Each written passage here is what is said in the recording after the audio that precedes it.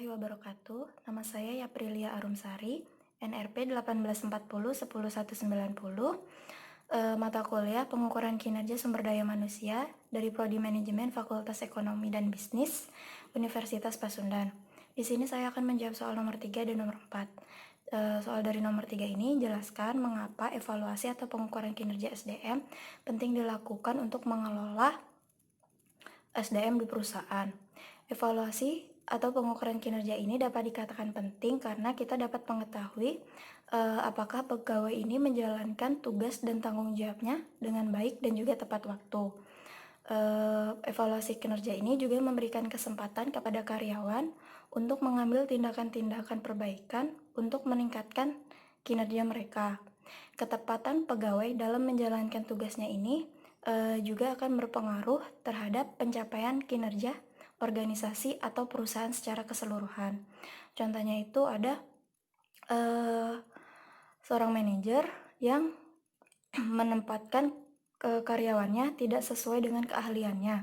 Hal tersebut dapat memberikan kinerja yang buruk dan juga pencapaian hasil kinerjanya tidak sesuai. Dengan begitu, manajer ataupun perusahaan bisa memberikan pelatihan dan juga pengembangan terhadap karyawan tersebut. Lalu soal yang nomor 4, jelaskan tahapan yang dilakukan sebelum penyusunan sistem penilaian kinerja SDM. Yang pertama itu ada tahap perencanaan.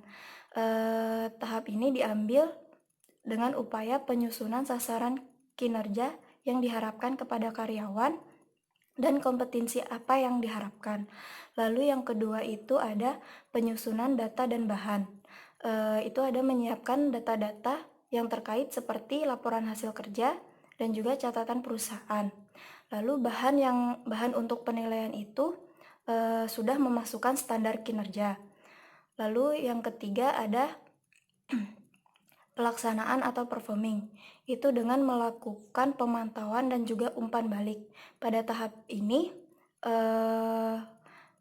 atasan ataupun manajer memberikan arahan dan juga teguran agar tujuan yang sudah direncanakan itu bisa tercapai. Lalu yang keempat itu ada penilaian dan review.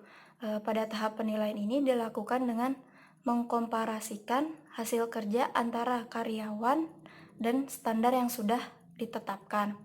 Mereview atau mengulas kembali hasil kerja ini perlu dilakukan dengan melibatkan respon dari karyawan, karena mungkin saja karyawan ini berbeda pendapat,